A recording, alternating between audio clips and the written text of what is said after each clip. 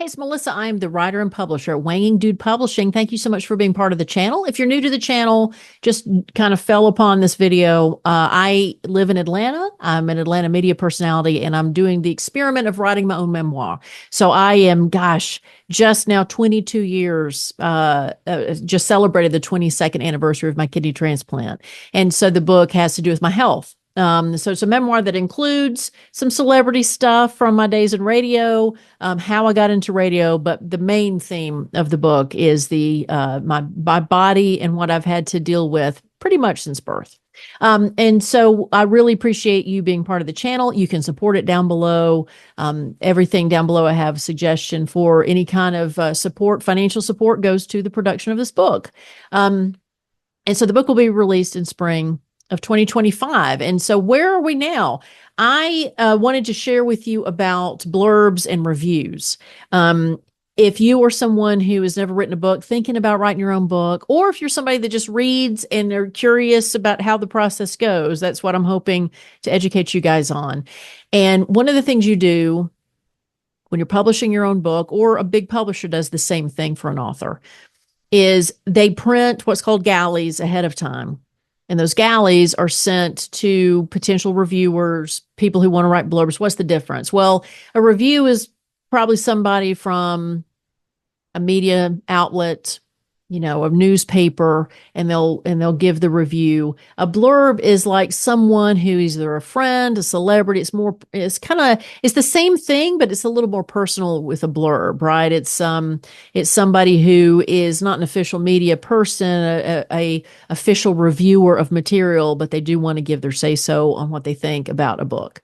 So it's basically the same thing. And so what I did is I made a list a few months ago of the people I wanted to send the galley to. And one of the important things for me has been, since I'm funding these galleys myself and I'm the one that's paying for their printing, then I wanted to make sure that people I send it to knew they were coming so they didn't get lost. Or if I just blindly sent it to a newspaper or whatever, and then they just kind of toss it in the trash or hand it to somebody. I've actually in the past, what was it? I was friends with someone who ran a bookstore, and it was an LGBT bookstore. And I remember going to visit one time and was hanging out at the cafe, and they had gotten a galley for, was it Water for Elephants, that book many years ago? And he had read the galley, but he's like, hey, would you like, I've got this. I don't need it anymore. Would you like to have it? Which is, maybe what happens even with newspapers and stuff. But I don't know. For some reason, I felt like even if he didn't consider it and would just passed it on, I don't want that to be the same experience for me in my book, I guess, right? I don't want somebody to say, oh, well, here's this book called Facing Inward, and it's by this chick named Melissa Carter, and, I don't have any use for this, so here you go. So I reached out to a lot of people prior to getting the galleys printed, which they're not printed yet. We're about to send materials to the printer for them to print these. That I had to get this list ready so that when those galleys are in my hand, it's time to mail these things out. And so far, the AJC has agreed to review the book. The Georgia Voice, I do write a column for them. So I appreciate the fact that they don't have to review my book, but I appreciate that the Georgia Voice is going to review the book. Some other people that I sent it to, that because when you have a book or have a project, you really have to be laser focused about who you want to market this to. And yes, I've been on the radio, and I've been on television, but my jobs have always been in radio. And I hope that the radio audience will want to read the book. But since it's also about health, it's not just the radio audiences that I have spoken with for decades that I'm wanting to know the book exists. It's also patients. It's also people with the different things I mentioned in the book. I have this sexy disorder of IBS, and I talk about that. That was something I dealt with long before I had to deal with failing kidneys, and so I talk about that. And IBS, people don't really talk about that because it has to do with your digestive system, and the ill effects are not very sexy. That not a lot of people talk about it, but I talk about it in detail in the book. And so I reached out to some organizations, specifically patients and doctors, who organizations of patients and doctors who specifically talk about IBS. And so I've had some feedback. One patient organization is anxious to review the book as well. There's some people who weren't able to do it. The author of Guts, that wonderful book, who also had done Braces and Sisters. Guts is about IBS. The only book I've ever known about IBS. And it's just a wonderful, I mean, it literally brought me to tears when I read it, because I'm like, I've never known anybody else to talk about this. Because when you're a patient of any kind, you feel so alone in the process. And so anyway, the author of Guts, her assistant, got back to me and said, unfortunately, she's just too busy to be able to do this right now, but thank you so much for reaching out. And then another author that whose assistant reached out to me was Judy Blume's. So I mentioned Judy Blume and meeting her in the book, and her assistant said, well, it's unique because Judy doesn't really do reviews or blurbs anymore because she owns a bookstore now. So she owns Books and Books in Key West, Florida. And she's like, it's kind of a conflict of interest now for her to own books and sell books and then review books. And so, and I thought, oh, well, that's okay. And then she said, but send it anyway. And so I was very touched that the assistant of Judy Blume said, you know what, send the book anyway. So whether it's the assistant that reads it and tells Judy, how I talked about her in there, or even better, if Judy Blume actually reads my book, like, it chokes me up, right? That I can tell you that when I get the when I get the galleys, the very first one is going to be sent to her, because women of a certain age, exactly where these emotions are coming from. And so that's been one of those special moments, because I think when you do a project like this, I've been working on this a year and a half at this point. And if you work on a project long enough, it's not so much that you don't love the project anymore, but you get kind of bogged down in the details. You get bogged down in the deadlines.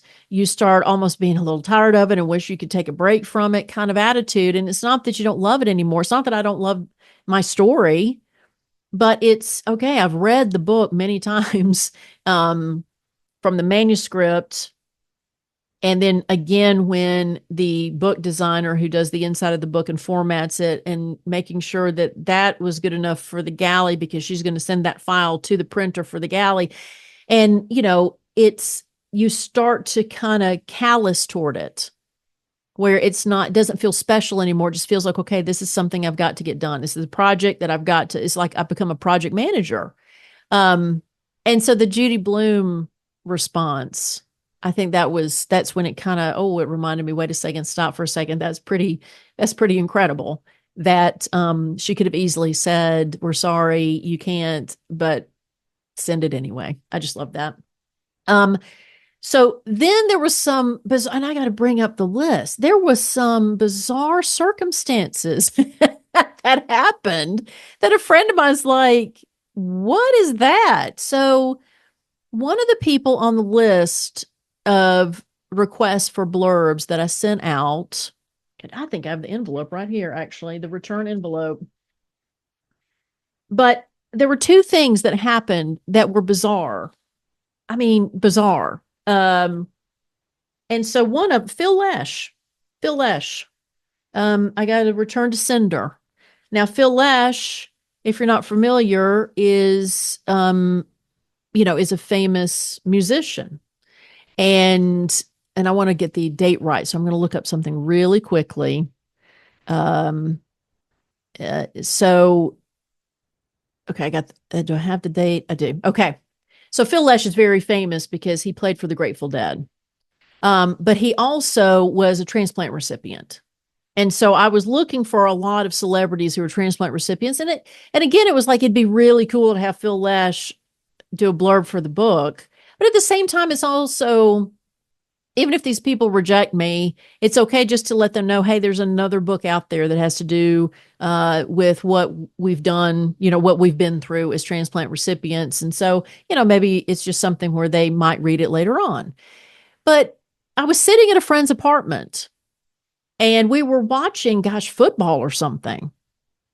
And as we're sitting there, and I had just sent this to Phil Lesh. He died.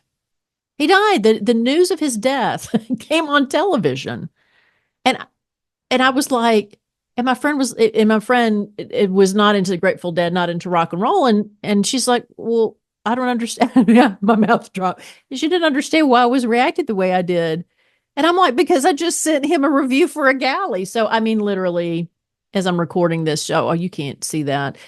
Today I got that return to sender.